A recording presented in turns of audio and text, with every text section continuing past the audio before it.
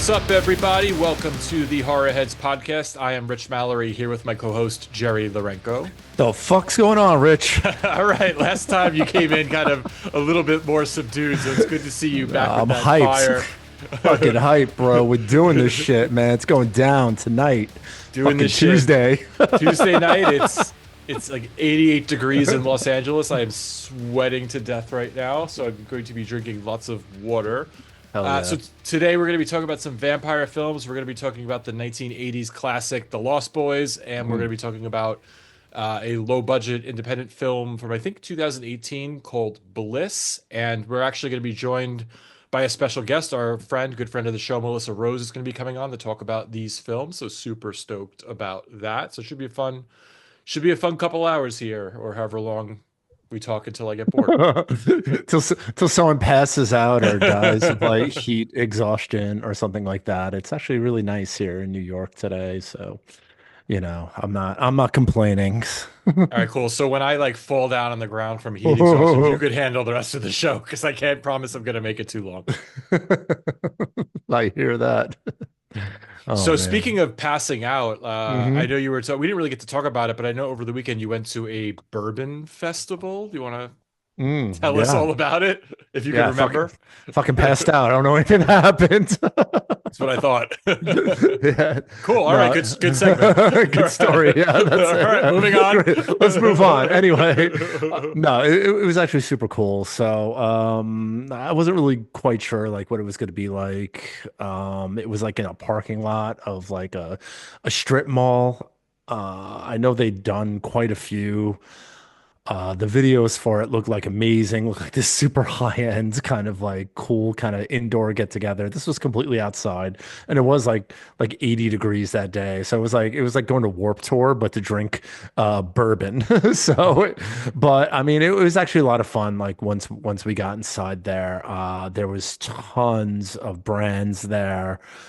Food, there was music, and it was great. I mean, everything was pretty much included with the price of admission. So you just kind of walk up to the bourbon brand that you want to try, and they'll pour you a sip, and it was pretty good. So I mean, I probably tried about whew, 20, That's 25 different That's that bourbons. that's a pretty respectable amount. What stood out for you? Are there any like ones that you haven't tried before that you're gonna look at? Do you remember? Did you Yeah, write yeah, down sure. notes? Yeah, no, yeah, no. I took some cards and stuff like that. They were definitely handing out cards, and if there wasn't a line or anything like that, I just quickly spoke with the vendor for a few minutes just to learn a little bit about their bourbon. A lot of people, if you don't know, if you do go to like a tasting like this, if there is a line of 50 people behind you, get the fuck out of the way and take your sip. It's not the time to like sit there and ask the guy every single question in the world. There is some etiquette involved, and that was definitely an issue for some people. You could tell that they, completely oblivious that there are people waiting. But it also But might have been like obliterated too. So you get drunk, you start talking. yeah, I mean, this is fairly in the day, but who knows? Could have been some noobs, but we'll see. But yeah, for sure. I mean, there was a ton of brands there. I mean, there was classics like Doers, Johnny Walker was there. A lot of New York brands were there. Um, this one brand, Malam and Green, which was basically an all woman whiskey brand. That was Oh, that's cool. awesome. Yeah, that was like super cool. I probably tried like three or four different whiskeys from them. They had cast strength, they had small batch, they had all sorts of stuff. Loved it. Um, Twin Stills was there, Root Out, which adds like a little bit of root beer taste to like their Oh, nice. their I love root beer. whiskey, which was interesting. Uncle Nearest was there. Most people probably know about Uncle Nearest. He's the guy who basically created Jack Daniels. He's the guy that helped Jack Daniels when he didn't know anything about whiskey. He helped him with his formula to create Jack Daniels, and he ended up going on his own, create Uncle Nearest. I was hoping that they were going to have a wide selection there, but they only had their newest one, which was okay. It was all right. It was like a Jameson almost, nothing to brag about. But yeah, definitely some good stuff. Black Irish was there. That was kind of crazy. It was really dark. Whiskey drink. I don't know if I mentioned pickle shots. They were there. That was pretty. That was pretty cool. Someone was just pouring pickle shots. So I don't know what is a pickle shot. I have no idea a what that pickle shot is whiskey and pickle juice.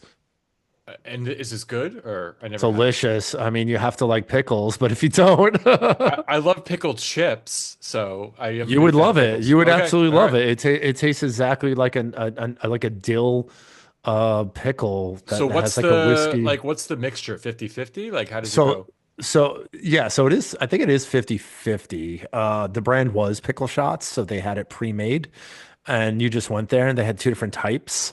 Me and my wife tried them both. One of them was spicy and it was awesome.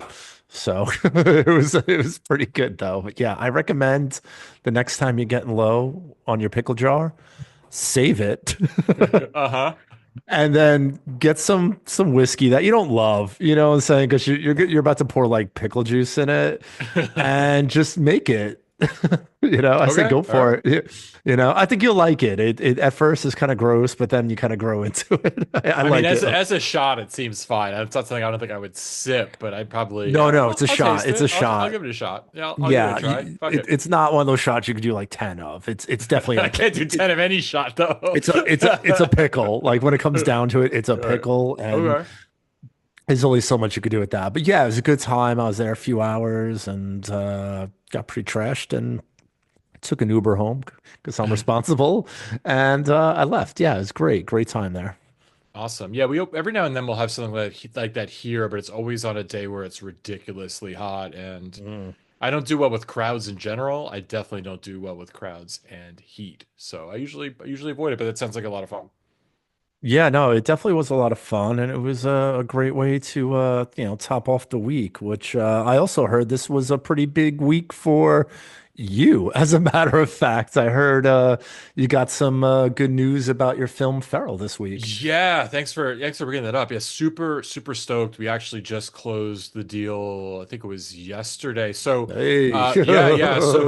So I shot this movie Feral last summer, and just have been kind of working on getting a distribution deal for it. And VMI Worldwide is going to be taking the global distribution rights on it, and it sounds like they're going to release the film on digital platforms in September. So Oh more to wow. come on that. Super stoked. I'm really proud of this film. It's my 10th film that I've written and directed, and it's the one I feel is the best. And I love it to death, and I'm so excited for people to finally see it. We did like the premiere in January, Oh so my God. yeah, I know, right? Like time flies, but it'll be worth the wait. So yeah, more to come on that, but super stoked. And I didn't get to drink and celebrate last night because I was up early today. So today we're gonna turn up a little bit, and as soon I as we pour, that first cheers will be dedicated to me. Yeah, I feel that, man, and congratulations. It's nice that Thanks. it's going to see the light of day, and I look forward to seeing it. I couldn't make the premiere; it was in LA, Yeah. and that would be quite a journey to go there. Not that I wouldn't, but it just wasn't the right timing for me. But yeah, that's amazing, and glad I'll finally get to check it out. So yeah, I mean, the only thing I have to do tomorrow is wake up super early and go into the office and go to a happy hour. So why not start now and let's get Melissa in here and see if she's going to drink with us this time. This should be definitely interesting. All right, cool. Let's see if she's there. Yeah, that sounds pretty fun. There we go. I Someone's either hit someone's admit or showing not up. admit. I'm not really sure which I hit. Okay, I guess I did hit admit. Hey, Melissa. Hey, What's up, Melissa? What's going on? how you doing, guys? We're doing great. How are you doing? Good, good. Yeah, it's great to have you back here. And we were just getting excited to have some drinks. So before we get into anything, we just want to know, are you going to be drinking with us tonight? Is that a possibility? I am. Oh shit. All right. Whoa! All right. Well, I don't feel so bad now. All right. That's Because it. I need to pour. It's been a day. That's awesome. Well, welcome back, Melissa. It's good to have you. You're definitely a friend of the show. And we know you were on like what, like a year ago, probably. And your life has completely changed and you're really famous now. So congratulations for being on the show. Yeah, like now the stalker count has probably gone triple, so glad we could help with that. Yeah, it has been about a year, I think. Yeah. Yeah, definitely a Wasn't minute. yesterday. Yeah, Wow. so last time you came on, I know we talked about The Wicker Man in Hmm. depth, and today we're going to talk about the Lost Boys from 1987, which I'm super stoked that we are going to do that one because it's has a place in my heart, a lot of nostalgia Mm. there. Grew up watching that movie, probably seen it dozens of times, but haven't watched it probably in 10 years. So I was super stoked to pick that up. And then I know we're going to do Bliss, which I believe was 2018. I know that's a favorite of Jerry's. So excited to get into that. But before we do that, Melissa, so like what's been going on since we last spoke? Anything new and exciting you kind of want to tell us about? Anything you're promoting or any movies you've seen you want to talk about? Since I've last been on, I got a bit more into cosplay, so I have a cosplay account on Instagram. It's rhinestone.reaper13. Just do a lot of weird stuff, a lot of gory stuff, some animal cosplay. So yeah, just a lot of that. Pretty sure my neighbors think I'm totally nuts at this point. They always see me in the woods in really gory outfits, and then they'll just drive by and I'll kind of wave and be like, "Happy Halloween!" And it's whatever. Yeah, yeah. What she's But, not saying is that she's usually like really bloody in these cosplays, and there's usually like body parts and stuff like that. That's also pretty gory. So I'm sure your neighbors are very happy. oh yeah, they think I'm nuts. Absolutely. At least What's they won't bother some you. what are Steal your some like packages. creative ones? What are some creative ones that you've done recently that you're like super happy about? I like doing animal stuff. Most recently, I did a cow and I painted the mask with permablood paint. So it dries and it looks realistic, which is pretty cool. So yeah, just some animal stuff. Okay, I That's don't know much about awesome. animal cosplay. So wait, I actually question. So when you're doing it, is it like human dressed as an animal? And I'm sorry if it's a stupid question. It's just not my world per se. Or are you like straight animal? Like what does it actually look like? The way you do it. No, it looks more human animal. It's all horror themed though. So all of it's usually like fake weapons, latex body parts. Just Very cool. get kind of It creative with it it. it kind of looks like she joined a cult. Yeah. If you were asked, like just picture like someone in a cult, Rich, and Okay, and I what got it. what they would look like, like with the big mask and it has like the horns and there's like blood everywhere and some legs and I mean you get a little spicy in some of those pictures too, huh, Melissa? I do a little bit. A Yeah. little I mean, bit, I've little I've bit. kind of always been doing cosplay. Well, for a while, but only recently made the account because I go to a lot of events and stuff. So it's sort of like built in. I'm Oh, just that's always, super cool. dressing up and pretending it's Halloween year round. So. And how long does it take you to to like design each costume or setup or It could take a while. I would like to get into making paper mache masks myself, but I usually buy all the masks and sometimes I embellish them. So if I'm planning something, I'll sort of do that in advance, or I'll think about what I want to do before an event comes up, or just in advance to take pictures for my account. So yeah, it could take a while. Like putting it on always takes a decent amount of time. very, very cool. Okay, cool. So you've been like knee deep in the cosplay world. That's super exciting. How about films? Like have you seen anything fun recently? Like I know it's been kind of dead for newer horror movies lately. I mean there's been a couple, but up until recently it's been kind of quiet. But what about you? Have you seen anything like you're super stoked about? I've been rewatching a few different times since we last spoke, Bones and All. I read Mm. the book too. I absolutely love that film. It's a cannibal love story. It's really interesting. Good score music. Yeah, I absolutely love that film. So that one. I've been getting more into TV shows, I'd say, than film lately because I watched From, which is the MGM Plus one.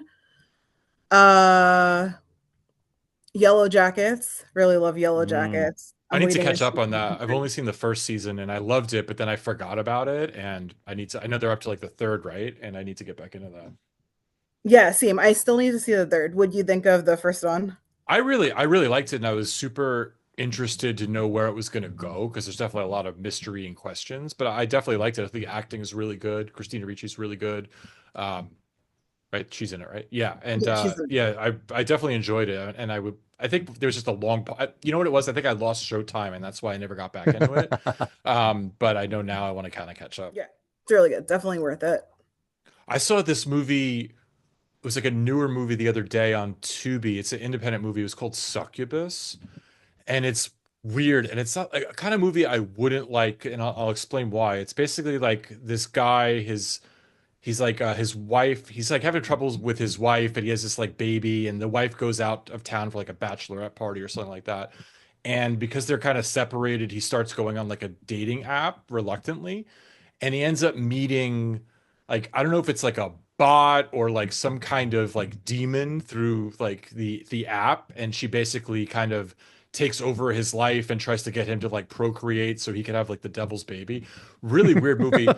It's bizarre. It's bizarre. But I liked it because like there's a few things that happen that are like really fucked up, and I'm like, holy shit, I can't believe they like did that in a movie.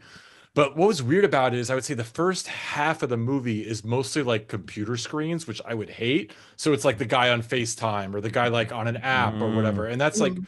like how the movie was, but it actually worked and I was super interested. I'm like, I wonder what's going to happen, and it gets fucking crazy towards the end. And I wouldn't say it's a great movie, but you know, if you go on Tubi and you're like trying to watch a new movie, like most of them are going to be complete shit. And I was like, this actually is pretty decent and decent budget. It's weird though, and it didn't make a lot of sense, but I actually liked it. It was called Succubus. So this is a newer film? Yeah, it just came out this year, I believe. Okay. And again, it's one of those like straight to like DVD kind of straight to digital kind of Hmm. movies.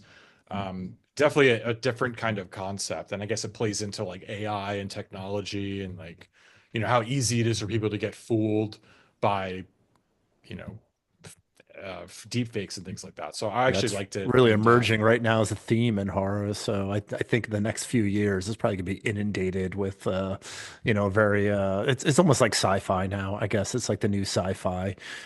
Interesting though.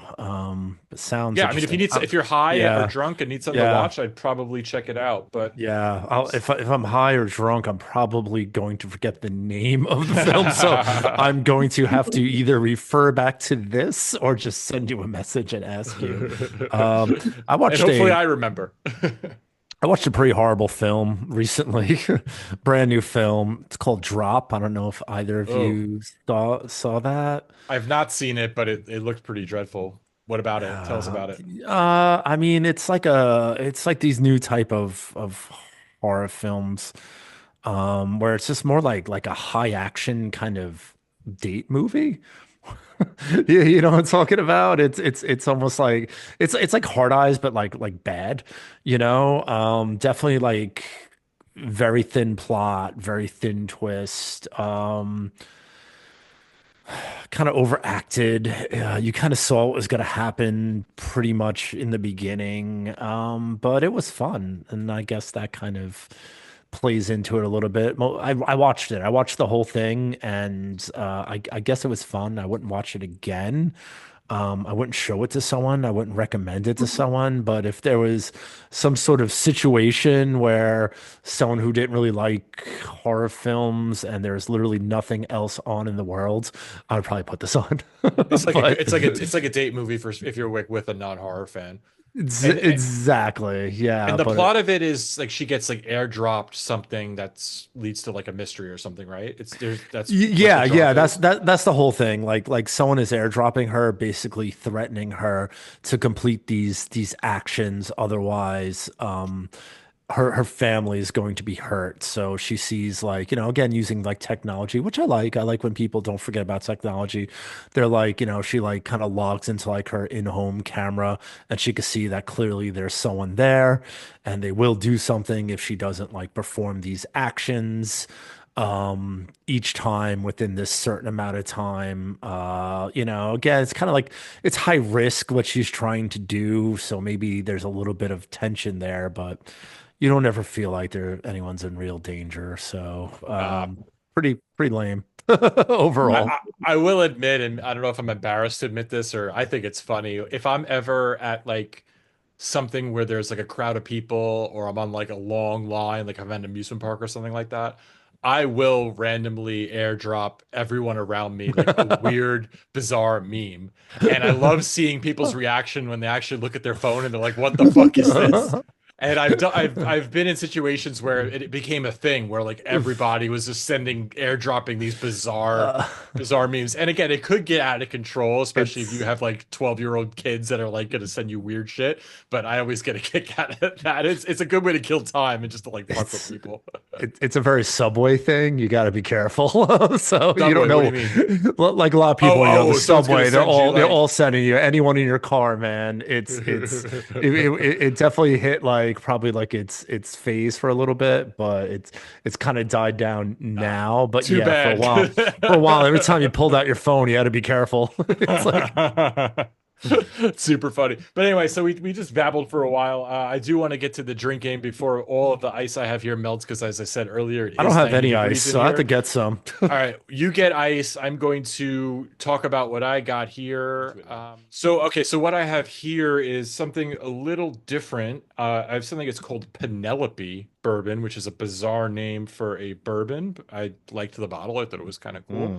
Mm, It's halfway done. I forget what it tasted like. It is, what is this? 80 proof, so breakfast mm, bourbon. yeah. Four grain taste, corn, rye, wheat, and malted barley. All right, Mm. let's see what I this like a is all four about. grain. I definitely like a four grain bourbon. Definitely has a unique taste. Yeah, Hudson makes a good four grain. Yeah, Looks like it's Kentucky. All right, Kentucky. I'm gonna pour this. What do you guys got? I guess The I'll next go for here. you next, Jerry. You going Okay. first? I'm pulling out all stops tonight. I just mentioned it was going to be a legendary night because Melissa's here. So I got some Widow Jane Decadence right Whoa, here. that's a So nice bourbon this right is there. this is a very expensive bottle. It's batch 7. It's bottled number. It has a date on it. So this is pretty exciting. It is 91 proof and it's aged to perfection in maple syrup barrels. What does a Like a bottle like whole, that go for? it's over 100. Damn. Okay. Yeah. But I All had it right. a while. It's time to hit it up and bring it on the show. That's it. Melissa, what do you got? Okay, mine's really lame. It's just No. That's white awesome. claw black cherry. White Claw That's Black Cherry. love it. That's a fun drink. There's nothing lame about that. That is like an I mean, it's a uh, good go-to. yeah, I mean just chilling out, springtime. It's a great Yeah. I drink. So I wish I could drink those because I do like seltzer and I like flavored seltzer, but for whatever reason, those give me a headache, the seltzer mm. drinks. So I can never drink them. So I'm gonna stick with my whiskey. Melissa, great to have you back. Cheers, everybody. Cheers. Great to be back. Ooh. I mean, these are dangerous because, it just tastes like seltzer. So, Woo. All right, so the Penelope, it's okay. It's Sounds fine. awful. The No, name, I mean the name, right? the name, Um, but you know what it is? I'm trying to get something different every time, and I'm trying to get things that are under $40, which this was. It's fine. It's like crafty. It's got a little bit of that sweet caramel taste. It's got a little bit of the grainy taste. It's a little mix of everything. Would I ever buy it again? Probably not, just because I'm gonna buy other things that I like. But am I mad at drinking it? Nope. I'm enjoying it. It's not bad. yeah, I mean that's good, and obviously the price point is good if you're just like drinking something for the show. Why spend a lot of money? I had a different theory. I went very expensive tonight, but I normally don't, but I do also try to do some different things on the show. This Widow Jane Decadence, it's amazing. So Widow Jane is a New York brand, so I definitely put a lot of respect because of that. It is quite delicious. It has a very, very high heat, but it also finishes really kind of sweet with that syrupy taste. And Melissa, what you just missed is over the weekend, I went to like a bourbon festival and I tried about 20 to 25 different bourbons just a couple days ago. So I feel pretty warm with my tasting abilities and just talking about bourbon. So did you I'm going to find shut up any? about it.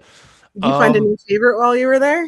I was telling Rich, there's definitely this brand called Malam and Green, and it's an all woman whiskey brand, and they're really cool. They were really nice people, and they make a heck of a bourbon. So if you're out there, Malam and Green, and you want to sponsor this exact show, you could just send a barrel or a case to me, Rich, Melissa, whoever you feel comfortable with, we'll take it. But yeah, I definitely liked it. I'm hoping I could find it in stores. They said that they had it in Amityville, but I don't believe them because I'm in the one Amityville liquor store all the time.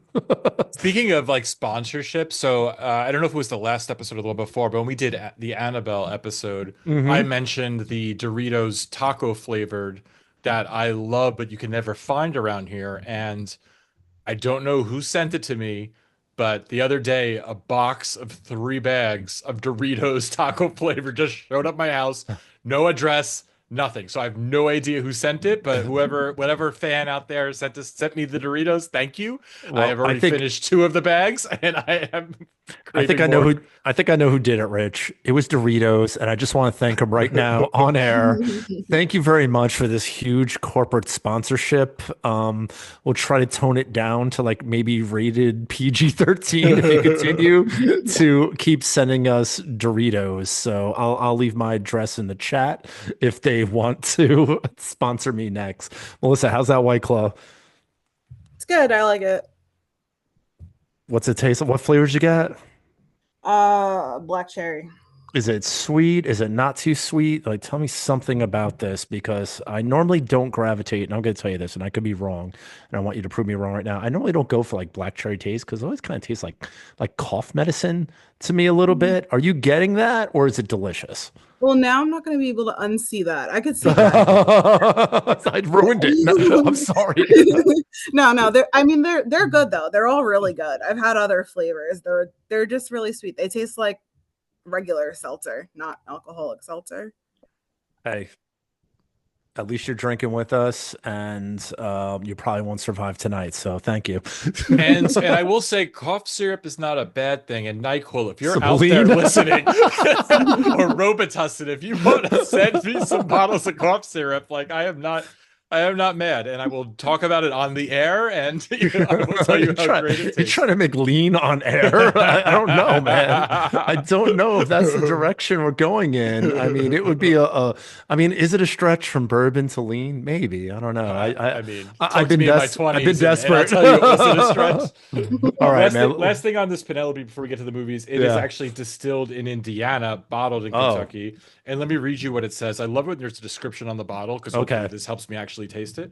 It says aromas of sweet buttercream and fresh apples, married with layers of nutmeg and allspice. The palate is a creamy, sweet. I'm sorry, I can't read 'cause it's dark. Sweet dance of almonds and vanilla bean that finishes with hints of toasted macadamia nuts and subtle kiss of tangerine citrus. That's basically Wow. every flavor you could think about That is packed into the description.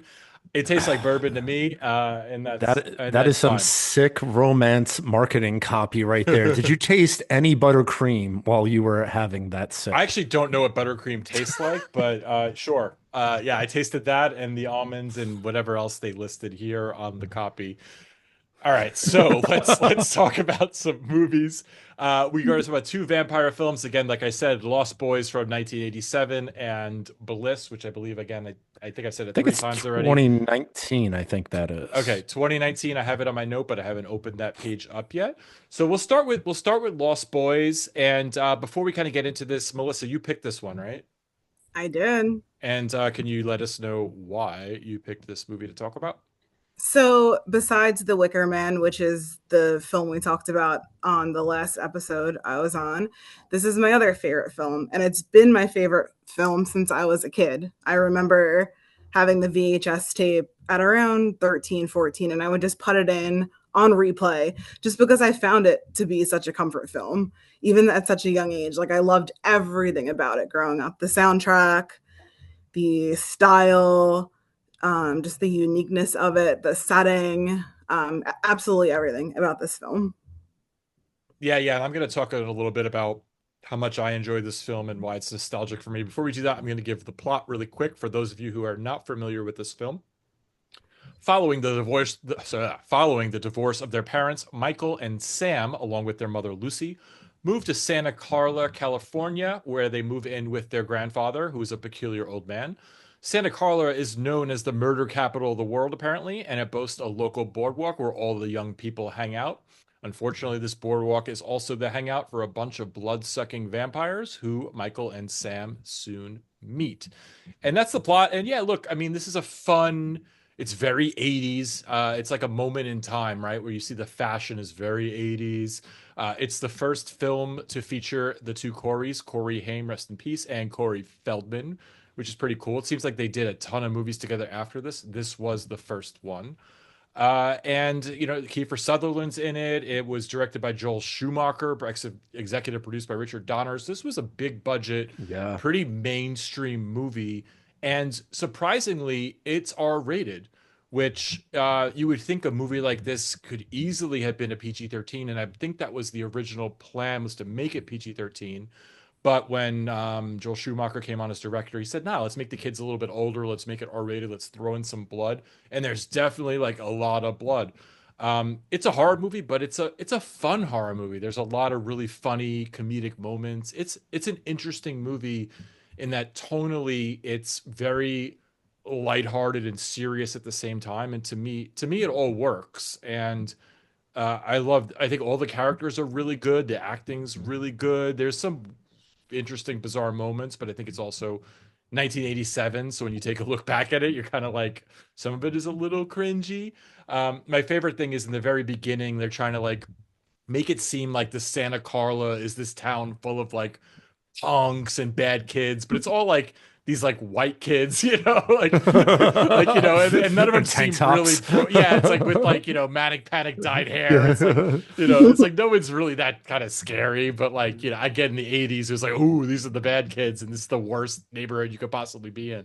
But I'm like, oh, that's like, have you been to Venice Beach? Like this is nothing compared to that. But yeah, no, so I enjoyed a lot that this movie had to offer. Jerry, like what are your like initial thoughts on this before we kind of dive a little bit deeper?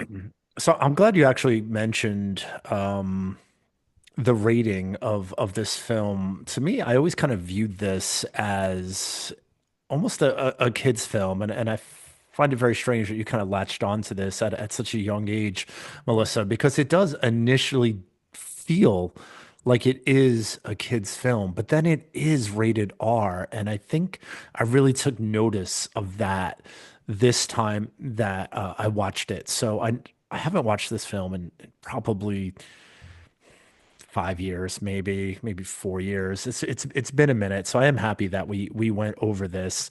Uh, but I liked it more this time, and I kind of got more into like the nuance of it instead of like the funny aspects and the laughable moments. And I'm like, yeah, this is a pretty sick and twisted story, and these vampires are absolutely brutal, and a lot of people actually get killed in this film that I viewed as a kids film. So it's not a kids film, it just happens to star kids.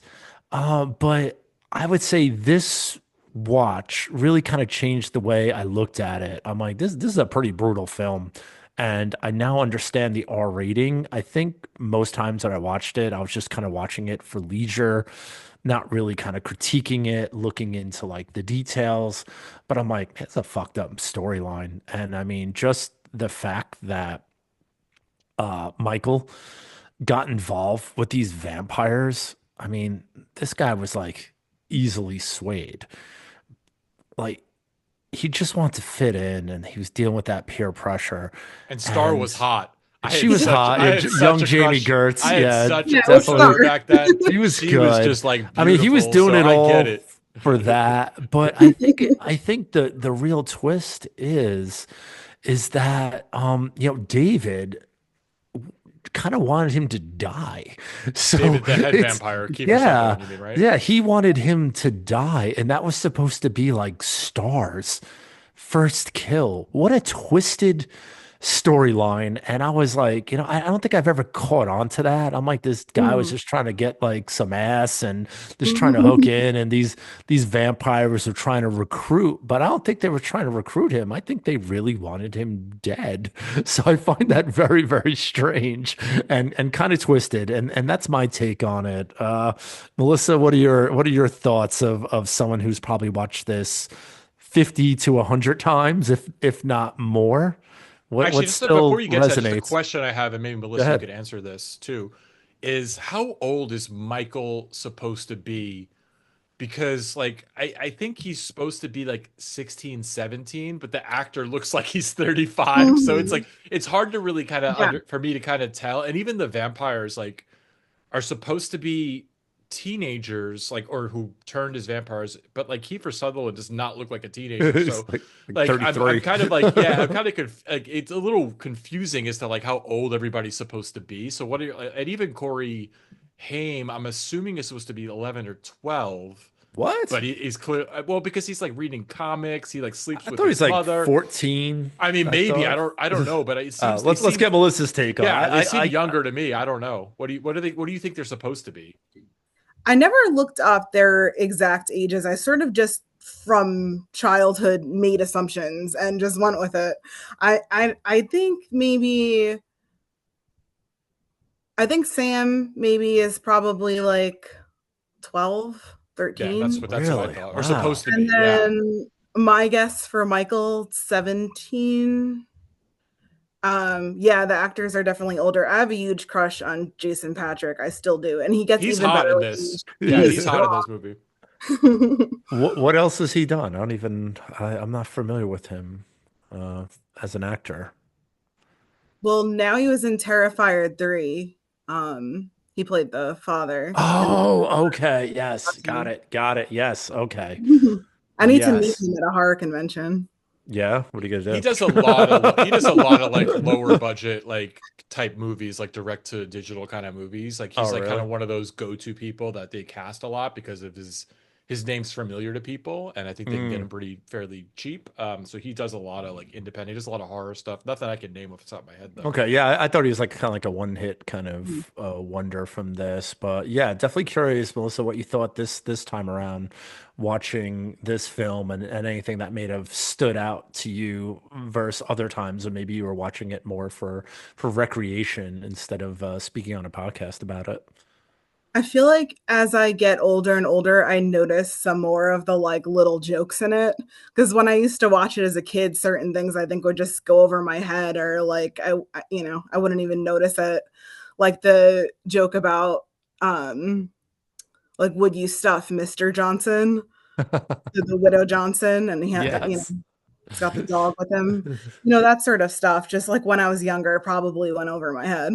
So as I get older, I feel like I'm always noticing new stuff.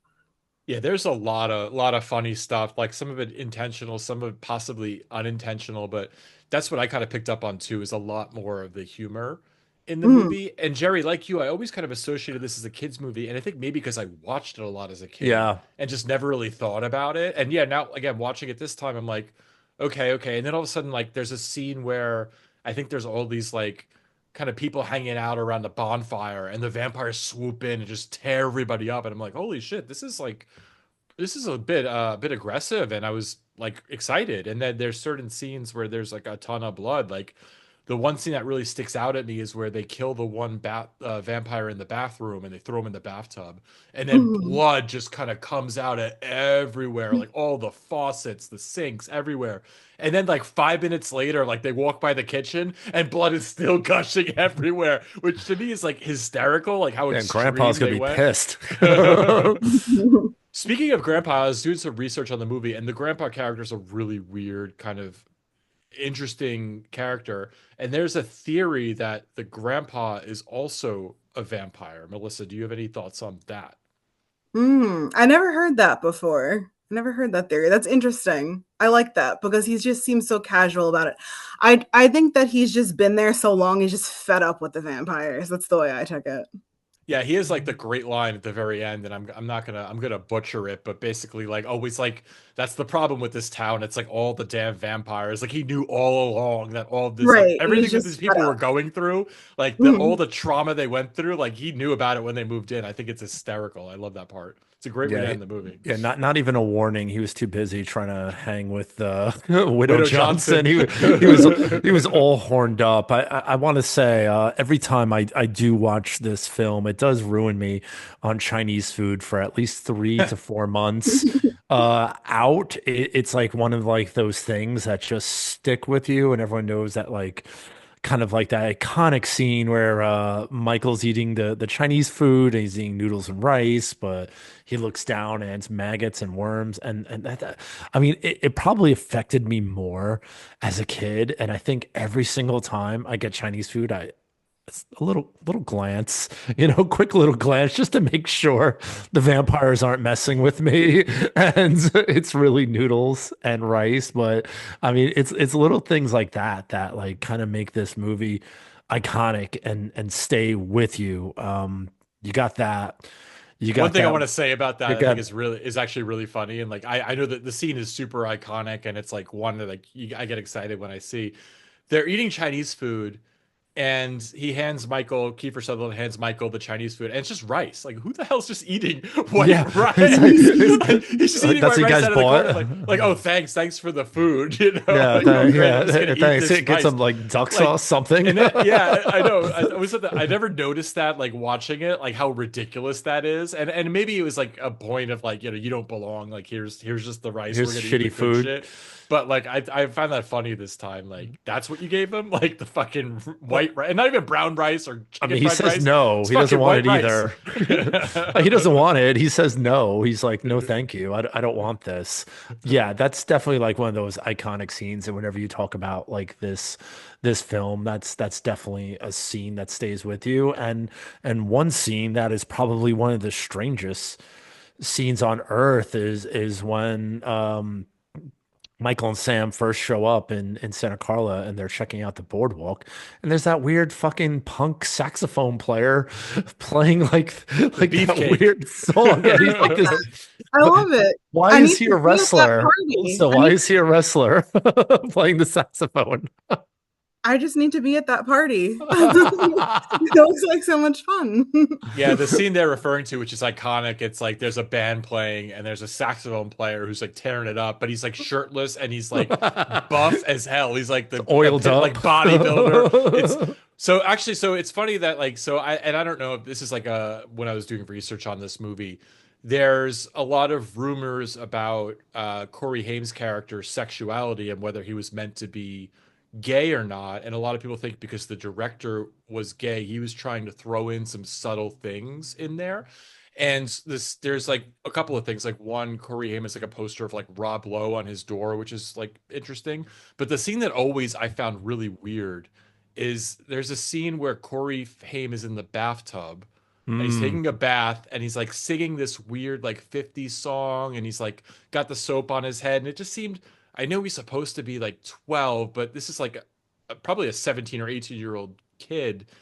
And it just seemed odd and just kind of unnecessary. Like the way they do the scene is he's in the bathtub and then Michael's gonna like attack him, but their dog Nanook attacks Michael and stops it. Like it just seems a weird thing. Like why in the bathtub and why do all the scene? It's like bizarre. Like there's some interesting choices. Like and maybe they just thought it was funny, like, and that could have been the reason why, because Corey Haim is just like hamming it up. But it just like certain things like that always kind of stuck me, and I wonder if like there's these little things he put in there just for the hell of it. I don't know, or it could be just people overthinking it too much. I think he's supposed to just appear childlike, That like makes sense. he's That's having probably the a real bad reason. time and Like, yeah, yeah, that's probably and the real thing. I know there's like little things throughout the film of like just showing the sort of time period and various stuff within the film too, like the Jim Morrison poster in the vampire cave. It's supposed to, I heard, subtly look like Jason Patrick's character Michael, because it sort That's of looks interesting. like him a little bit. So I think that a lot of the stuff in the background does also have to do with stuff within the film or the time period or just various stuff like that. Yeah, I, there's a lot going on, and it's super. I love that. I keep saying super. I love that, like, people are still kind of like interpreting this movie, which is kind of just like a fun vampire movie, right? But there is a lot of nuances and things in it, and I know they did a couple of sequels afterward, which I've never seen, and I've heard that they go more into like some of the lore, and there's a lot of more stuff they kind of like bring up, which I imagine their movies aren't very good, but I kind of am curious now. I never saw them. I don't know if Melissa, if you ever checked out those other two. I think there's two other ones, right? I haven't seen them. Yeah, I think it would just probably ruin it for like super fans of this film. Like, it's always like a letdown whenever you watch like something that's kind of I know adding something to something that you find almost perfect. I know they're more low budget. Mm. Um I did hear though that Schumacher wanted to do a Lost Girls film with biker chicks, and I wish that happened because I totally would have watched that. I would have loved that. That would have been really cool. I would have loved that Right? too. Yeah, that would have been a nice like twist on the vampire genre to show like again a group of badass women kind of running the town. Yeah, like a So 90s one. It would have been awesome. yeah, I think I don't know what both sequels, but I know one of the sequels focuses on the Frog Brothers, who are Corey Feldman and his brother in the movie, and they're like a really fun part of the film. Like they're again these 12-year-old kids that work at a comic book store that seem to like know everything about vampires and are super into like vampire hunting, but they've never actually seen a real vampire. So like when it comes to like, Look, taking care of business, like they're that's kind of a little bit freaked out. like I want to interject really quick right here. So those Frog Brothers were two main characters in this film. They definitely were not B characters. They're definitely A characters. I will take 3 sips right now. If either of you could tell me the name of the other Frog Brother right now, tell me the name if you could do it. Alan Frog. I have Yeah, it you written. got it. Oh, you took a note. Damn it. No, Oh. I actually met him. It's Jameson Newlander. I Mm. met him at a horror convention a while Damn it. ago. I could have predicted that. Taking I, three Hey, sips. careful I can making your look at bets his when real name Melissa's here. now. Melissa knows every fact, so be very So I, careful. This Damn is her it. second favorite movie, and we saw what she knew about Wicker Man. But So, but they never really talk about his name. They never really say his name. I don't know if they ever say. Did they ever say his name in the film, Melissa? Do you know? Because I maybe just in the you know introduction what? I where, don't know. I don't know when I'm not sure when they say their names. But yeah. See, I remember the actor being really nice when I met him, and I met some of the other vampires too when I was younger at a horror convention. And it was funny because I was like, I think I was like 16 or 17 years old, and I was like, I am so obsessed with this film. I love it so much. I want to get the logo tattooed on me. And one of them wow. goes, it's like my girlfriend doesn't even have that. I'm like, no, I want that. And they were like, would you settle for? And they gave me a light switch cover with the vampires on it. oh, I was that's like, That, cool. yeah, that is thank you. They That's awesome. gave really me, cool. gave me a little gift. Yeah. So That speaking of names, and I don't know if they say his name or not. I do know Corey Feldman's Edgar Frog, and I remember that because I wrote it down. They say the name Michael an awful lot in this Oh, movie, constant. I know. and Michael. we're gonna do a quick drinking game, No, and we're it's an not. over What? We just did one. I it's lost. it's an over under 3 sips. You got to say Oh. over under. They say the name Michael in the film 108 times. Do they say it more or less? I'll And I'll let partner you with go you. first, I'll Jared. partner with you, Melissa. You Whatever guys are gonna Melissa, team up. whatever Melissa goes with, I'll go with. I'm gonna go with more. They do say it more. It's 118 times in the movie. Cheers. 118 times. That is insane. I just want to say something. You mentioned something about the posters in Sam's room. There was also a poster in there for Reform School Girls, which I don't know if anyone's ever seen that film, but that was Is like that a Linnea Wendy O. Quigley? Williams. No, Oh, Wendy O. oh. Williams. Mm. Very erotic film. It's like one of like those women in prison type films, and I found it very strange that this very young boy had probably something that would have been NC-17 back then in the 80s, if not more, because it was very erotic film. So I understand, like maybe they're trying to create some sort of dichotomy there with this character, because I that jumped right out at me, and I thought you would have noticed it for sure, Rich, that you're gonna be like, why the hell was there a reform school girls poster in this 12-year-old kid's room? The reason why it didn't resonate with me too much is because in my head he was 15 or 14 the whole time, and it did disturb me he was in a bathtub at that age. But I don't know. I'm trying to lock into what you two are saying, that he was younger and everyone's younger. So I'm just trying to get Yeah, in it's there. it's tough to really tell, like, but I do think they are a little bit younger. A couple other just funny things in this movie, and the movie's full of like cool one-liners and iconic lines, and it's one of those I used to memorize it. There's one funny scene where Corey Haim calls up the Frog Brothers, and he thinks his brother is a vampire, and they ask him a bunch of questions, and he's like, does he wear sunglasses? He's like, yes. Does he sleep all day? Yes. Does he have bad breath? Yes. Well, he always had bad breath. And they're like, okay, he's a vampire, kill him. Like, that's the criteria. Like, that, those are like the three. I think there's one more thing. It's like his fingernails or something like that. But those are the criteria. Not like, does he try to suck your blood? Just does he have Kill bad him. breath? Kill him. I thought that was really funny. Oh, the scene where they're going to like the church to get the stock up on holy water, and they're filling like their water guns and That's great. canteens, and there's like a communion or something going on, and they're just like burst in, and they're taking, it's like really funny. Just there's a lot of scenes like that that are really clever, and that's why I guess it's hard to kind of like pigeonhole this movie as like it is a horror film because there's a lot of violence and gore, but it is very like comedic, but it's not like slapstick funny. It's just funny. Like it's just entertaining and just really well written, I think.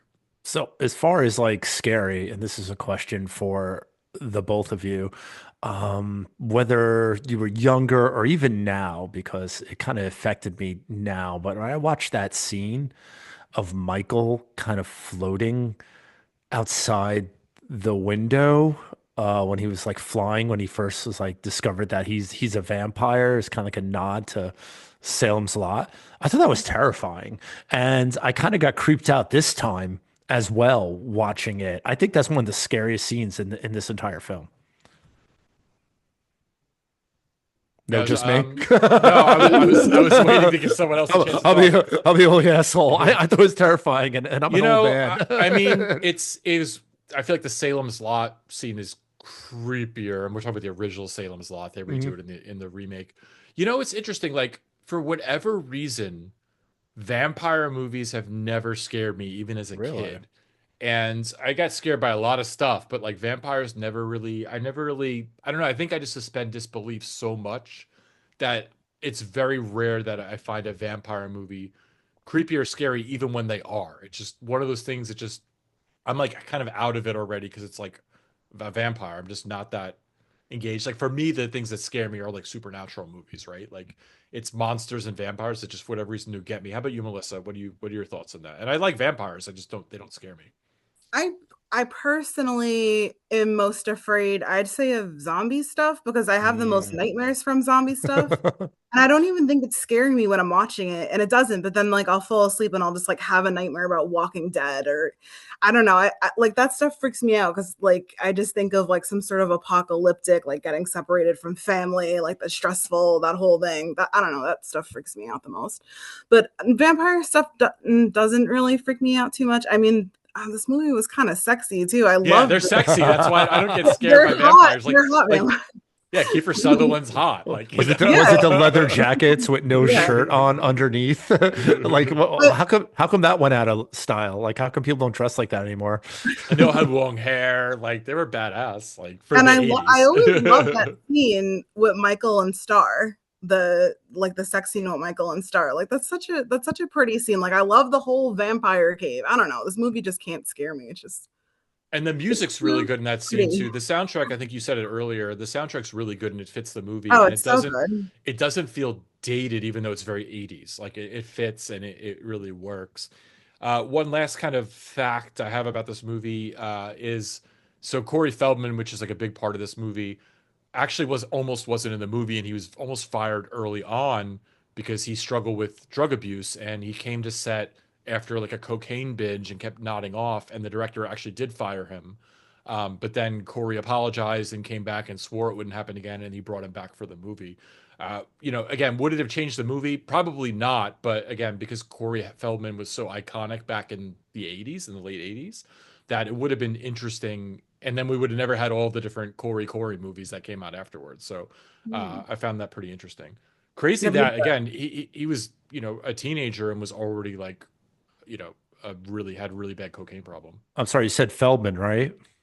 Feldman, yeah. Feldman, yeah. You still see him now, don't you? I don't, but I have seen him. I have seen him a few times actually, being out in LA. I've seen him at parties. Was he on coke? I'm not going to make any accusations.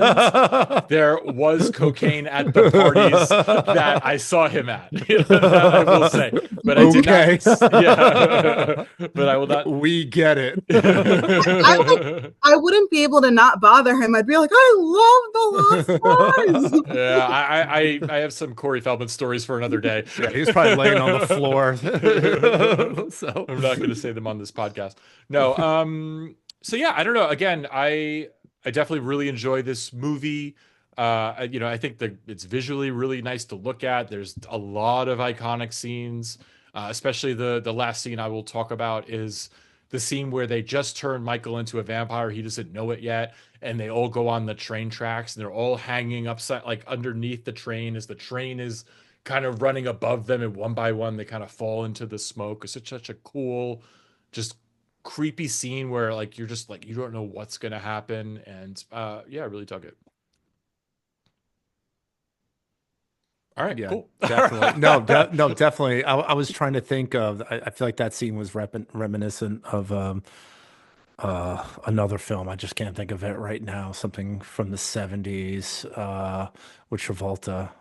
Can't think of it, but I feel like that was like something that people used to do to kind of prove, like they're tough and like their manhood. They would kind of hang off of like a bridge or like these train tracks or something like that. I just can't think of the movie right now. It's not coming to me. But yeah, I mean, overall, I was very surprised when I watched this film again. I mean, the film it's super linear.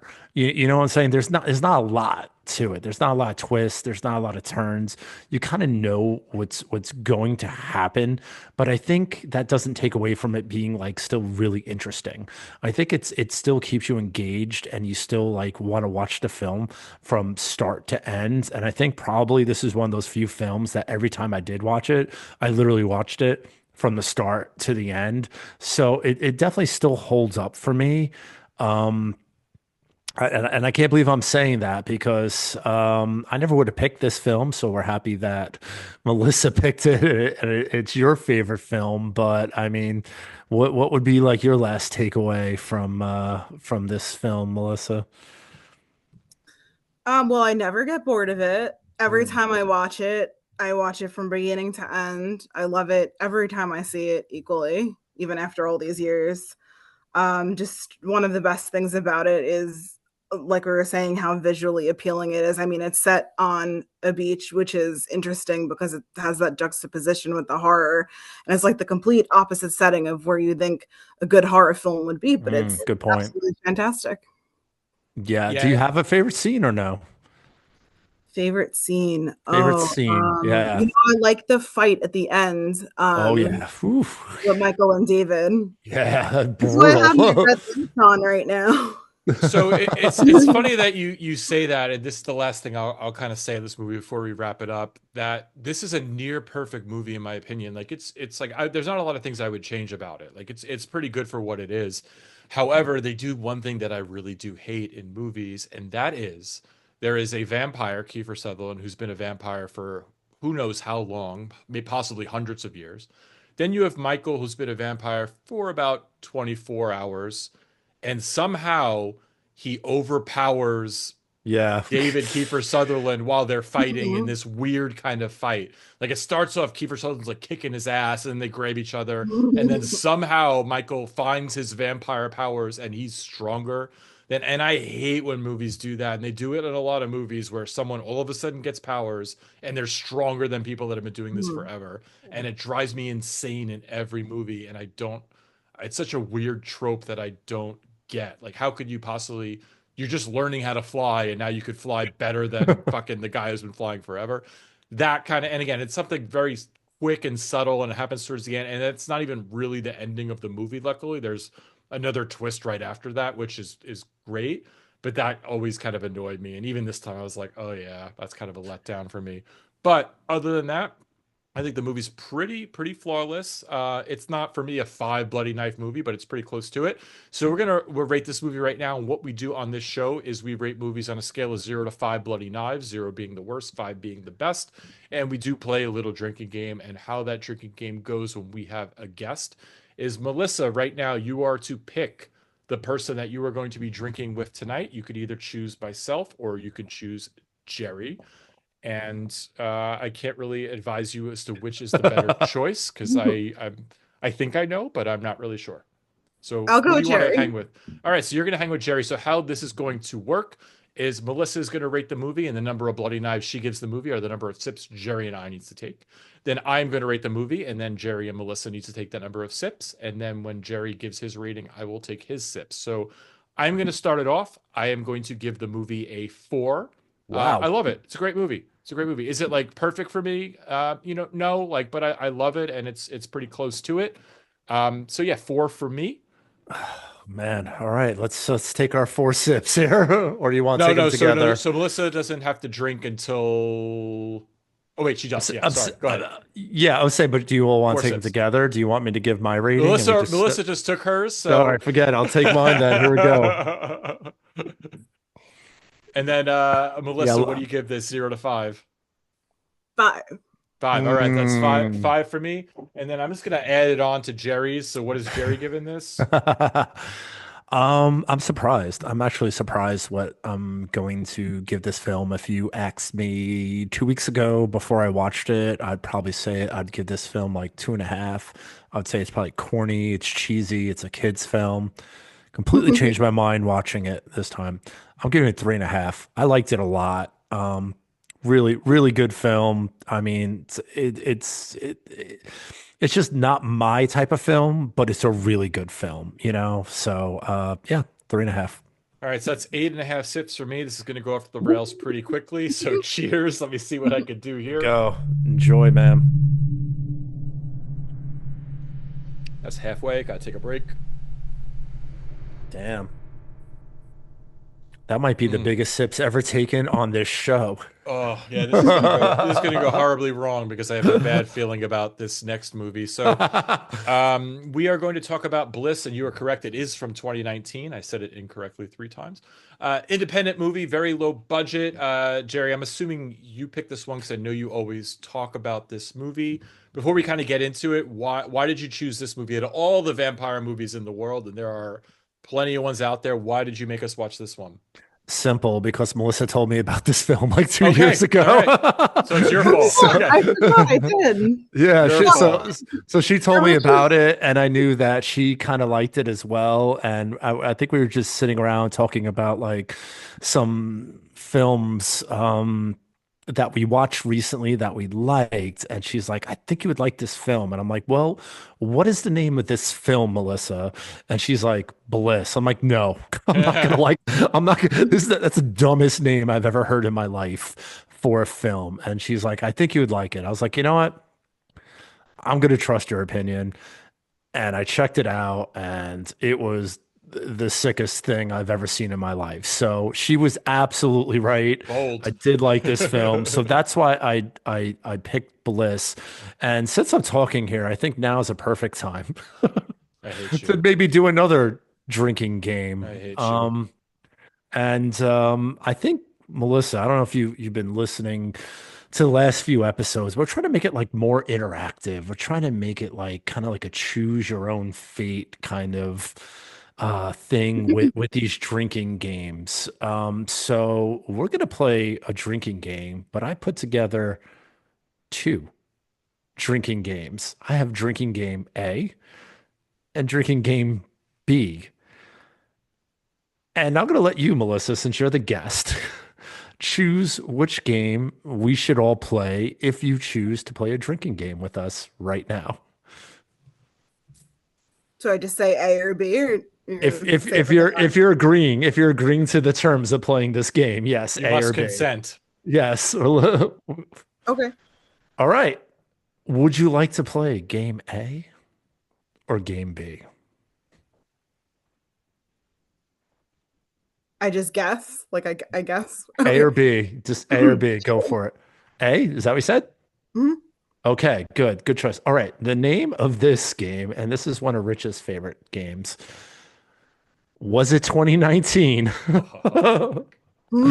So Melissa, I'm gonna ask you some movies, and you just have to tell me if it's 2019 or not. If you get it right, I'll drink. You get it wrong, you drink. And I'm going to let Rich choose who his partner is going to be for this game. It's 2019.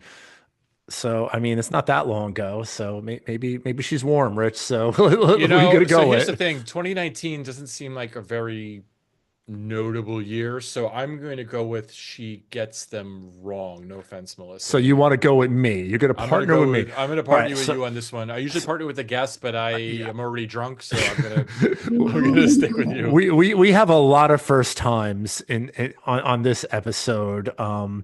We have someone choosing me for the night, which is Took 30 episodes, but yeah. which is rare. And then we have Rich partnering with me, and then we had the longest sip count ever in the history of this game with what was it? What'd you do? 8.5. 8.5. Wow, 8.5. All right. So Melissa, if you're ready, Penelope.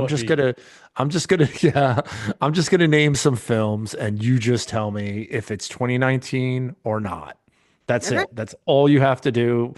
You don't have to guess the year, nothing like that. So remember, you get it right, we drink. You get it wrong, you drink. And it's just one sip. Okay, you ready?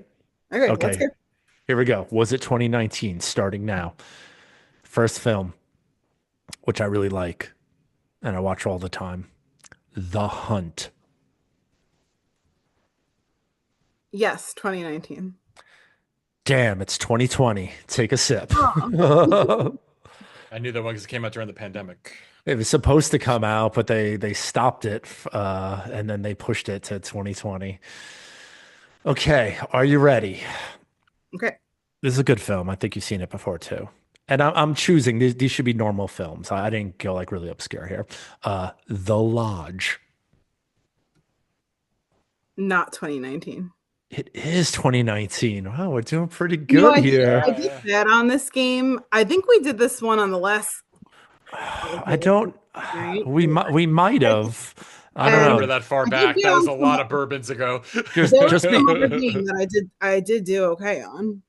just This is a tough one. This is a tough one. Yeah, just be happy you didn't choose the B game. So anyway, that Never was choose the worse. B game. That was worse. Okay, all right. Us, the Peels film. Not 29.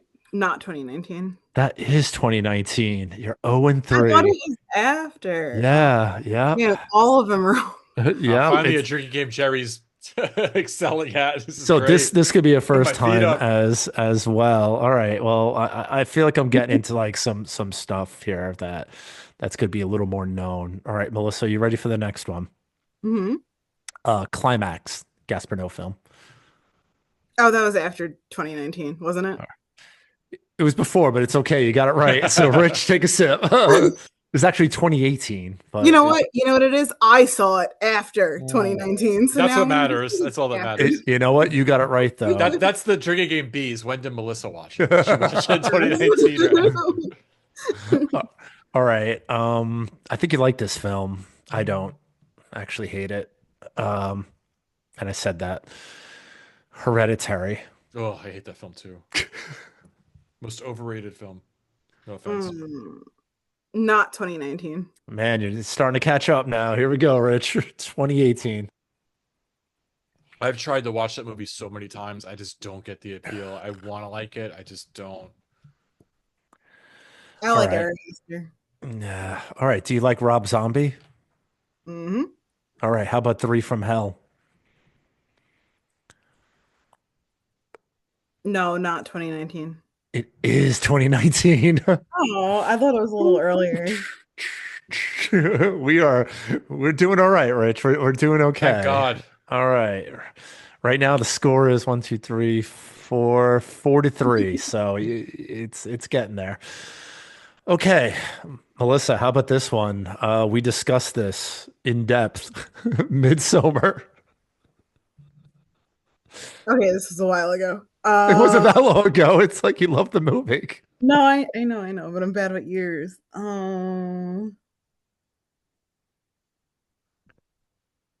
Yeah, it was 2019. It is 2019. Okay. Let's take a Wow, that sip. came out exactly a year after Hereditary. That's not bad. Mm-hmm. All right, I'm getting low on drinks here, so hopefully we pull I through can't the drink next the anymore, next Melissa, so get this wrong. the next few. Phew, Well, Jesus. well, Melissa, we're gonna find out if you listened to the episode 2 episodes ago where we did Annabelle and Rich got his free Doritos from the Frito-Lay company. That it's our new corporate sponsor. Everyone should enjoy nacho cheese Frito-Lays. Anyway, And if you want cough medicine, yeah. So here we go.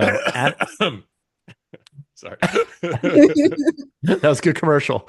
Good plug. Yeah. Right now, there's probably like a pause and there's a commercial going on, for our paid fans. Anyway, Annabelle comes home.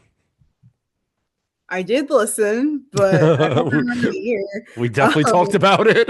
Well, not only is she coming home, I think she's going all over the world. Isn't she touring now? Pretty sure Annabelle is like on tour. Yeah, we don't know where Um, she is. yeah, Those Not she's people here. are, they're not watching her. not 2019. It is 2019. Oh, Yeah. All actually, right. All right. So right now, you're like at a C minus. You really need to get these next couple yeah, no, real bad. to bring yourself back up to a B. Okay.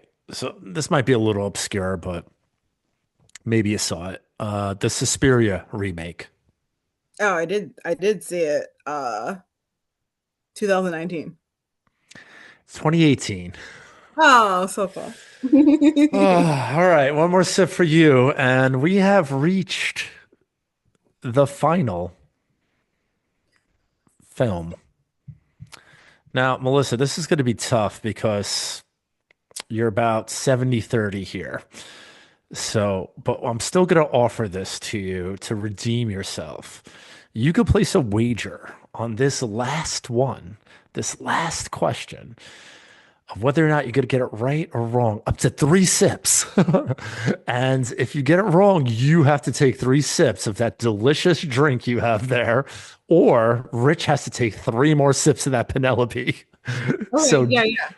so you want to wager 1 to 3. You want to go all three? Yeah. Just yeah. Okay. All right. All right. I stacked the deck. You're either going to nail this or you're going to feel really, really bad about yourself. I'm getting I already do feel bad about myself, so I don't need help. Okay. This is it. The final question. I feel like I'm going to be taking sips, but things haven't been going your way.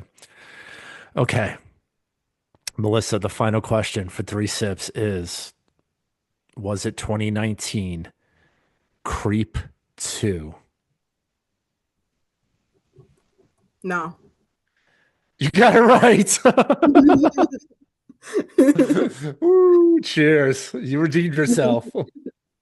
Good thing it's like 100 degrees in here. I'm sweating all the bourbon out that I'm drinking because I would be pretty buzzed right now if that wasn't the Oh case. man. Ooh, that was brutal, man. I don't Yeah, know. Melissa that took a sucked. hit. We took a little bit of a hit. So I think overall it kind of leveled out.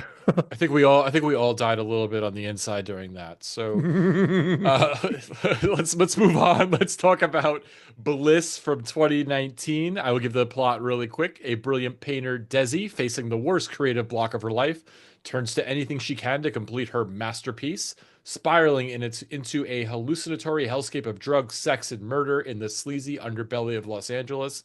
Sounds like a plot of a movie I would absolutely love. I'm gonna get to how I feel about it in 20 seconds. So this movie, even though you talk about it all the time, just like open 24 hours, I've actually never finished this movie, and I've Damn. started it probably 3, maybe 4 times, and I always turn it off at a certain point. Um, And this is the first time I've actually watched it all the way through, and I definitely do not like this movie as much as you two. I don't hate this movie, I just don't like it. And I will tell you, there are things I like about it that I'll get into in a minute, but there's a couple of things I really don't like about it that makes it a hard watch to me. Luckily, it's only 80 minutes, so it's pretty short. What I really don't like about the main thing is aesthetically, it's really hard to look at. And what I mean Really? by that is they didn't light it. Oh, There's like no lighting in the movie, and it's very hard to watch because it just looks terrible. And I get it's low budget, but even low budget, like I feel like they didn't even have one light. Like they're just relying on like room lights, which is like, you know, film school kind of shit. So like, and I know people raved about it, it won some awards and etc. But like that's really hard for me as like, especially as a filmmaker, just to watch this movie that looks awful. And there's some cool stuff going on. Like there's some really good gore in certain points, but you can't really see it because like the lighting is just not there. And the other Mhm. two things I really don't like, the main character, I think the actress is really good. The woman who plays Desi is incredible, but yeah. her character is so unlikable. Like there's nothing redeeming about her. She's just an asshole, and not even like an entertaining asshole. She just complains and is just kind of miserable. And the other thing, it's really like I would say like the writing is really bad. And what I mean by that, it's like every other word is fuck. Like it's, and I don't know if they just improved a lot of it. And I'm fine with cursing in movies. I curse all the time.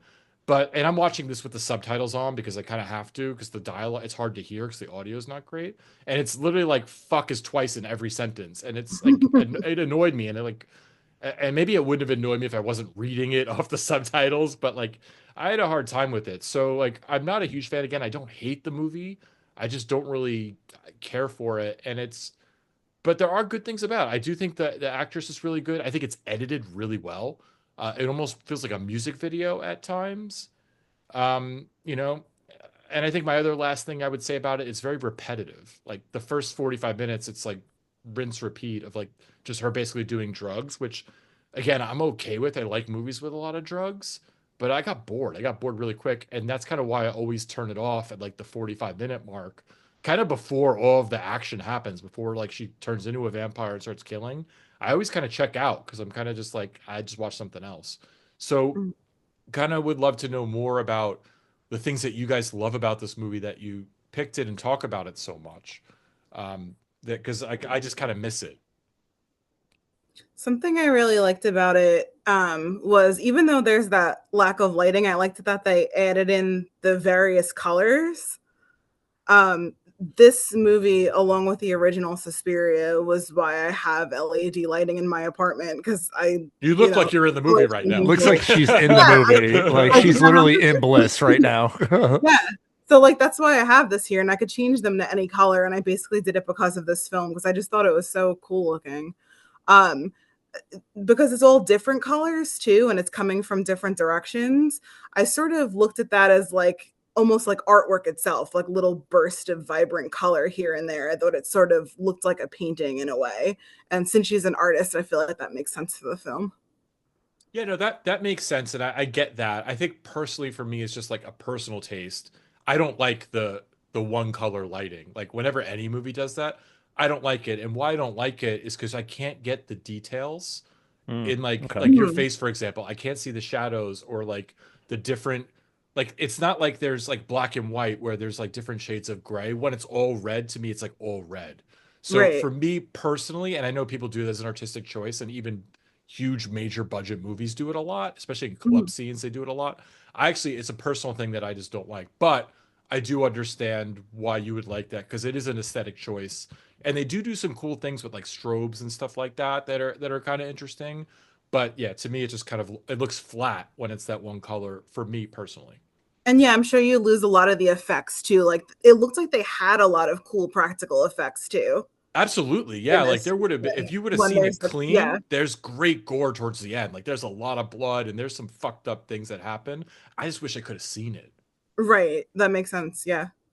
And I don't think they were trying to hide it because it looks like well done from what I can see. So it's not like they're like, oh, it's low budget. Let's just put a filter on it. I don't think that was the choice. I think they just didn't know any better. That's, I mean, I know the director's done other movies and I haven't seen those. And I'm imagining he got Yeah. better. No, this is his style, man. I'm gonna Really? step in right now. This is Okay, Joe go for it. Begos the whole way, man. And this is what he does. These neon lights, these heavy saturated colors, these strobe effects, the dialogue would fuck every 2 seconds. That's like literally every single one of these films, and he always builds like these type of worlds in these films, these dark, gritty looking kind of scenes, and I think he captures it well. And I know you're saying that Desi, the actress that played her did a really good job, but I think the characters that he always writes an unhinged woman as like the lead of his stories. And here's Desi, another like unhinged woman about to like spiral out of control. And I think watching her like kind of like fall into this madness was crazy. And yeah, she wasn't likable, but who said she had to be like a nice person? Like who cares? You know what I'm saying? Was like a fuck up. She was like an artist, just trying to make rent, didn't really give a shit. You could tell like she was always like late on her like delivering her work and stuff like that. She was just a fuck up, man. She was like an LA fuck up. And I think they captured that so well in this film.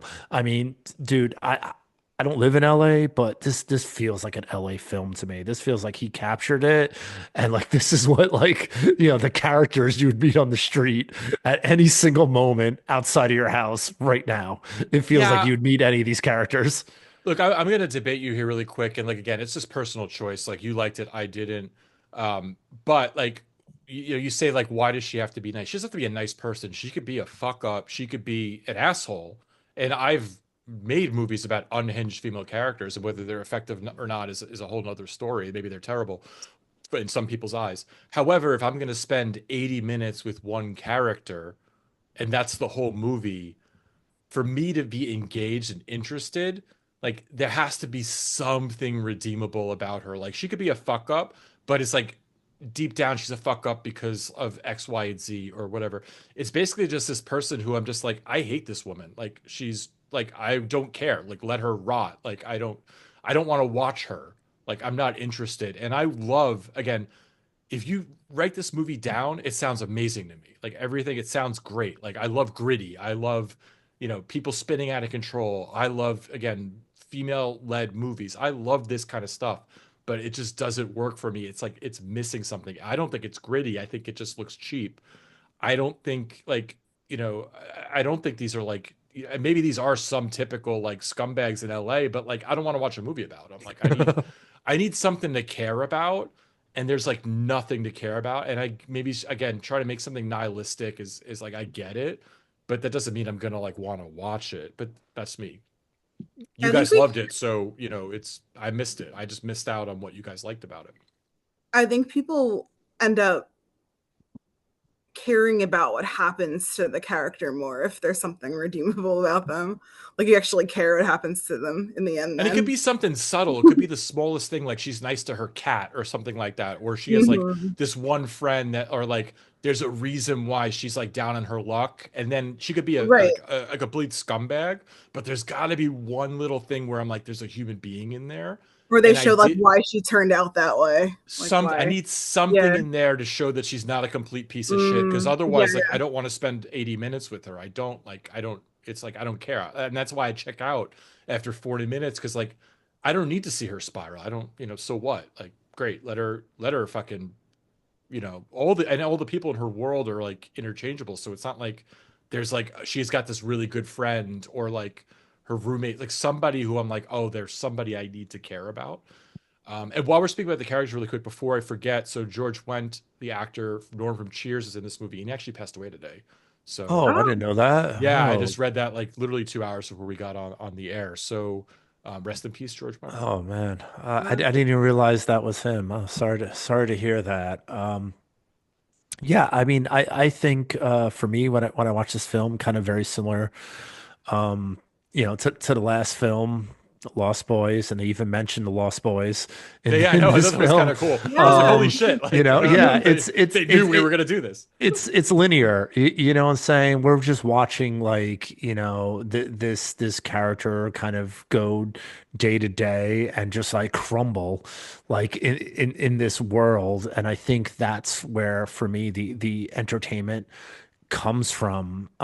Just how over the top will it get? How crazy will this get? How far will she go? I think is kind of like what keeps you engaged with this character and with this film, and really just trying to understand like, like really what happened. There's a lot going on in this film. I know you gave the plot, but the plot doesn't really kind of pick up like how this all happens. It's like Desi starts doing this drug called Bliss, which is like basically a mixture of cocaine and DMT, which from what I understand would really, really mess you up if you did some sort of concoction like that. While she was doing that, she ends up having a threesome with her friend and a potentially vampire boyfriend. And during this crazy kind of escapade, she I guess she drank some blood. I mean, there was like blood pouring all over and stuff like that. And she kind of becomes infected and she gets very vampiric all of a sudden. And now she's trying to figure out what the hell happened. We're trying to figure out what the hell happened. Um, is it the drugs?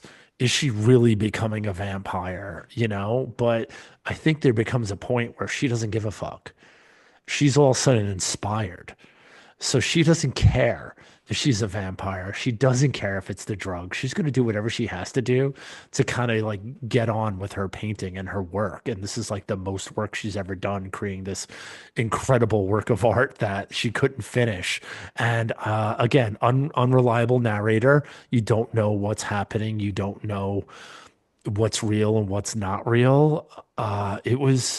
It was crazy. And yeah, she's a loser. She's not likable. She's loud. She's obnoxious. She's an addict. There's 100 things wrong with her. But at the same time, she was like an artist, a troubled artist, sexy. I mean, how many blood showers could she have taken? I mean, I was feeling that. You like that, Rich? Yeah, she's hot.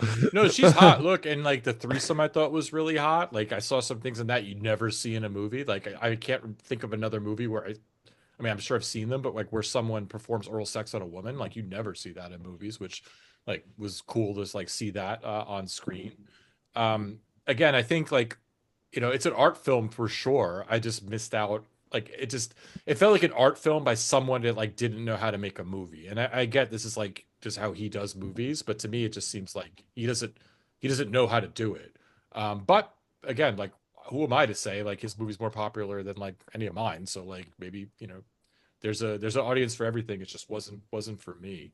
But again, I will say the actress is really good. I love the idea of mixing vampirism with drug addiction. Like there was a movie, I think in the '90s called I think it's called The Addiction, which was like the same concept. I Again, remember the like mixing name. Yeah. mixing vampire and I believe heroin. So I love that idea, and it makes sense to kind of put the two together because you are addicted to blood. You need it to survive. Similar. So again, I love the concept, and maybe that's one of the reasons why I dislike this movie so much because like there's something there, and I feel like this could have been like really special. And again, I get he probably did this on no money, like so I could forgive that. I just kind of there's just small things that like could have made this a lot better, in my opinion.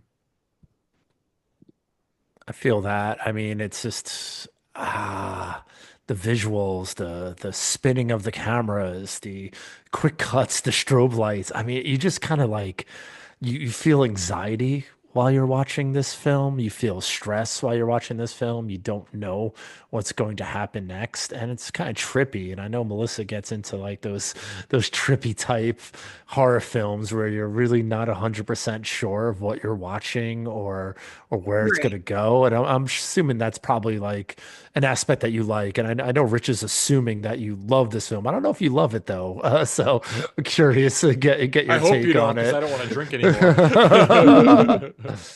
I don't love it as much as the Lost Boys, but I Mm. really do like it. Um, something I really liked about it is this idea of like, what does it take to create a true masterpiece? And sort of losing yourself in your artwork, and losing a part of yourself in it. And you know, what does she need to embrace in order to do this? What does she need to let go? Um, and is it all symbolic? You know, is it all really happening to her? Or is she hallucinating? And in the end, it shows that it almost looks like she becomes part of the painting. So that idea of like losing yourself in your work, I thought was interesting about it. I also like the little tiny like allusions to the Lost Boys, sort of vaguely. You know, when she's fighting the girl at the end on the checkered floor, it sort of looked like that scene when Michael and David are fighting that we were talking about. And there's also the red light. It's a great fight scene. That Yeah. that Yeah. final fight scene is really good. Yeah, I agree with you, Melissa. I like that concept of, again, like putting yourself so much into your art that it kills you. Mhm. And like I also agree with you, Jerry. I like the camera techniques. There's a lot of cool techniques there, that are like they do keep it more interesting than if they didn't do some of those things. Like again, when they do like the super close up that where it's like tracking her and things like that. They do Yeah. there is some cool stuff. It's just, again, like full flat. The one thing I didn't get, and I guess it is symbolic and metaphorical, I didn't get the ending. Like I'm not really sure what happened. Like she just, I don't know. If I spoil it, but like I was confused. I was like, wait, how did that happen? It just kind of like ends, and I'm I don't think. All right, so yeah, I like this film a lot, and I'm definitely going to speak about that. I don't want to spoil it or anything like that, but I don't think the film landed. So they got to a certain point, they did great, and I think they blew it in the last 5 minutes. So as much as I like this film, it's like a Netflix film that we talk about all the time. It's like yeah. you're watching like this awesome film, and for like 85 minutes, you're like, this is a great film. And then the last 5 minutes, they do something, they slip on a banana peel, they do something, and they blow it. And I think that happened here. And I mean, there's a lot of things that we could say, budget, ran out of time. It was Joe Begos' first film, maybe just sharpening up his writing skills, things like that. I don't think the film landed, but I think all the concepts and the concepts that Melissa put in to this, it's all there, and it's like watching this character like really go through this to really just create art, and it's it just stays with me as I like her. I like her as a character. I'm gonna say it, and saying like I understand that she's an asshole, but I think that plays to like her just being this artist, and maybe that's where she belongs. She shouldn't be around other people. She shouldn't be doing other things. She just should be creating art, and this is everything she had to do it. I think there were a couple of interesting things in here. I don't know if you guys remember, right in the beginning of Just this actually, just film. real quick. So I Yeah. actually didn't hate the ending. Oh, really? I just didn't understand it. I Oh, didn't think it, I but hated it. I Yeah. didn't hate it. I Yeah. was like confused. But if I go with kind of what Melissa said, and that a lot of this is like, again, like symbolic and metaphorical, it kind of makes sense. And maybe I need to rewatch it to really get it. But yeah, it's like surprising. Like I didn't hate the ending. I was like, but I was just like, huh? I was a little mad. Like, I mean, but you also like have seen this movie a bunch, so like you maybe. But for me, I was kind of like, okay, it ended. Like, cool. Anyway, sorry, what were you saying? I was just saying, like in the beginning, in that bedroom drug scene there, it felt like they were trying to recreate that Pulp Fiction Yes, I thought the scene same thing. with I thought the same where thing. she was choosing like the heroine, and I'm gonna be honest with you, it still kind of worked for me. And if it didn't work, it was still kind of funny to me. Definitely some dark humor coming out in this film, even though not necessarily humorous. I don't know. It's just I just found little things like that funny. But And that yeah. first line she does is huge. Like Oh, it's like I would forget kill an it. I elephant. mean, I mean, in the first 20 minutes of this film, she smokes a blunt while she's driving. She takes a shot of whiskey, and then she tries out this new drug Bliss, all within like 20 minutes. I mean, she's a train wreck, and who doesn't like watching a train wreck? And I'm so surprised that you don't like watching a train wreck, Rich. I just need something in there. I needed more. I needed one thing. I just needed her to say or do one thing that made her like a human being to me. That's all I needed. Again, if she would have had a pet, like a pet mouse or something like that, I would have been like, okay, at least she's good to the mouse. Like I care. I just one thing. It's all I needed, and there wasn't one thing. Look, man, this is the type of film that you watch by yourself late at night. I did. You don't really give a fuck. It No, I takes get it, place but, mostly at night. It's dark, it's dirty, it's gritty. And for me, I knew this right away, and I made a note of this.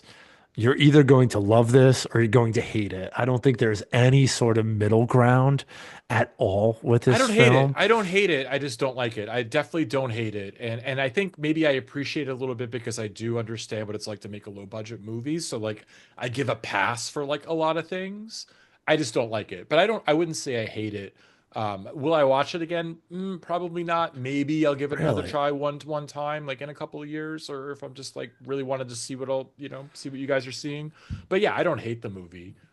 But again, you have to be prepared to watch something that is really low budget, that is very flawed, and you just have to go in expecting like something very specific. And I think if you go in like that, maybe you'll like it more than me. Again, it does have elements, and it is something that I would like.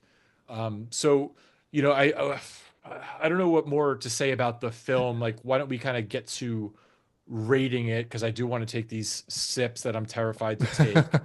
So, Melissa, what do you rate? Sorry, do you have something else, Jared? I just want to say, and I'm shocked about this, dude, that this is probably a top three bloodiest films I've ever watched in my entire life. I don't know if a lot of films get to the level of blood and gore that this film achieves in probably like that last like half hour.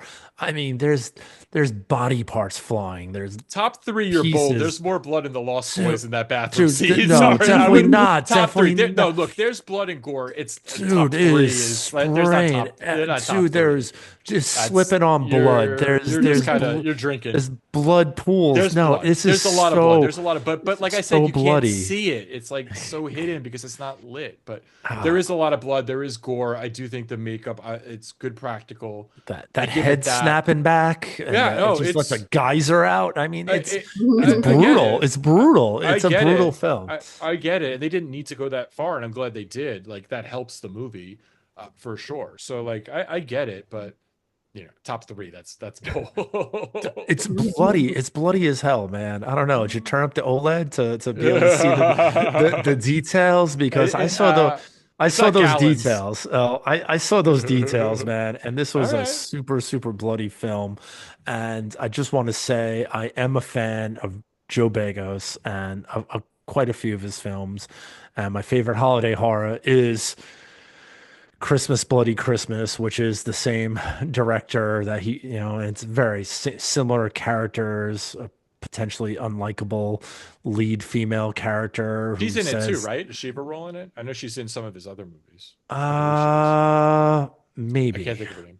I can't think of it either. I don't know if Melissa has. I can't think of her name. I don't think she's the Do same character. do you mean the main Desi? Yeah, Desi, yeah. Dora Madison. I don't know if she's in Christmas Bloody Christmas, but I'm just saying it's very, very similar film where they're saying fuck every 2 seconds. Everyone's like chugging whiskey, everyone's doing cocaine. There's a pretty wild sex scene in it. There's a lot of blood and gore. I Is mean, it this lit? is That's my question. Did they like saturated it? with neon. Just Yeah, saturated. You're not gonna like it because this is saturated for sure. It's either red, blue, or green. It's very, but that I like that. I like that look, and I like I Joe feel you. Begos, and I like this film, and this is the top three bloodiest film I've ever seen. That's okay. I'm gonna edit that out because there's no way. Out of all the movies in the world, this is top three. Dude, this is is it's aggressive. so bloody. But Okay. All right. Anyway, The giant painting is made of blood. It's just crazy. It's insane. Did you remember the blood showers? Do you remember the blood showers? You didn't even mention There's a them. lot of blood in the movie. It's not like the bloodiest movie I've ever seen, though. All right. I gotta wrangle this because like I gotta edit this at some point, and I don't want a 2-hour episode. Melissa, what do you give this one? 0 to 5 bloody knives. So this film reminds me of another film I really love, stop motion. Just sort of the concepts in it. I agree with that. It actually is similar to that. Yeah, in your artwork, and I like those concepts, so I'm gonna give it a 3. Nice. I'll drink the 3 sips. Actually, I'll hold till I get Jerry's, so I could do another huge chug. We did like stop motion. I think we were a little confused by it because it is like it's an interesting film, but I liked it overall. So Jerry, what do you give this 0 to 5? I liked it a lot. I like Joe Begos and trying to get him on the show. So hopefully one day he'll return my emails. He has not yet, but he's still not going to get 5 stars for this one. This is not 5 Really, it's a top stars. 3 bloodiest movie of all time in your opinion. Well, it is, but I really like it, Yeah, and I probably watched this film probably 5 to 6 times already, and I think I'm going to keep watching it. So I'm going to give this one 4. Okay, so that's 7 sips for me. I'm gonna take those now. Cheers. Damn, See if I can do it man, in one go. Damn. Hit that ASMR. Damn. You took a beating tonight, dude. You did. Yeah, I got an early morning tomorrow. Oh man. All right, so what am I gonna rate this movie? Yeah, like I said, I don't hate it. I don't love it. It's got parts I do like. I just wish it was better, or I just wish certain things were different. I get why you guys like it. Like, I'm not gonna hate on the movie, even though I kind of trash talked it a bit. That's just my opinion, and like, what do I know? It did, like I said, it did win a bunch of Fangoria awards, so a lot of people did like it. I'm giving it a 2. That's fair. That's fair. I'm surprised you even gave it that. So no, I don't hate it. I really don't hate it. Like, and there's things I just, again, I wish it was better. And maybe if he had more money and like had more time, and who knows, like a million things could have happened. But yeah, I'm giving it a 2, and I probably will watch it again at some point, but not for a minute. So all 2 right. sips, guys. I'll do my 2 sips. Let's go, Melissa. Cheers. Woo. Oof, man, I am hurting tonight, man. You know what? It pays because I haven't been drinking too much in the past few episodes, so it's about time I finally got hurt. Melissa, before we kind of wrap up here, I'll give you one more chance to kind of promote yourself. How can people find you? On Instagram, you can find me under rhinestone.reaper13. And how often do you say you post? Like, how often do you post new cosplays? Like what's your kind of, do you have like a schedule? Like, how does it work for you? Just kind of when you get inspired, or what can people expect when they go sign up? Yeah, whenever I have new stuff, I usually post like twice a day, because I have a lot of, I have a lot of, like, I take a lot of shots at once, so I always have extra stuff, so I always create different edits from them, so then I'll usually post like twice a day. Cool. And what's like the next thing you have planned? Can you share like your next concept that you haven't done yet? I'm gonna do a Yellow Jackets cosplay. Ooh. Oh, cool. Very cool. Can you give more details on that? Have you figured it out yet, or are you just kind of still contemplating? I painted a lot of latex body parts, so I'm gonna do a whole, go with the whole Yellow Jackets theme. All right, very cool. Well, everybody check that out. You can follow us on Instagram at horrorheadspodcast, or email us horrorheadspodcast@gmail.com. You can also mail me cough syrup or Doritos at my, if you email me, I'll give you my address. And yeah, that's it. So the next episode, I'm pretty stoked. We're going to be talking about Sinners, which I am really happy to finally watch. I've been hearing nothing but good things about it, so I'm super excited to see that. And then we're going to talk about Until Dawn, which is the new horror movie based on a video game. So brand new horror films we'll be talking about, which is exciting because there are finally seems to be some new horror stuff coming out. So ready to kind of ramp it up, and that's really it. So why don't we kind of cheers one more time to finish this off. Thank you, Melissa, again for coming on. Always a blast to have you. You're a wonderful guest, and you're welcome on anytime. Thank you for having me. It was a lot of fun. Glad to be back. Love to come back on. Awesome. Cool. Well, everybody have a wonderful evening, and I'm going to try to sober up before bed. I'm going to drink a lot of water because I'm sweating. Good night, everyone.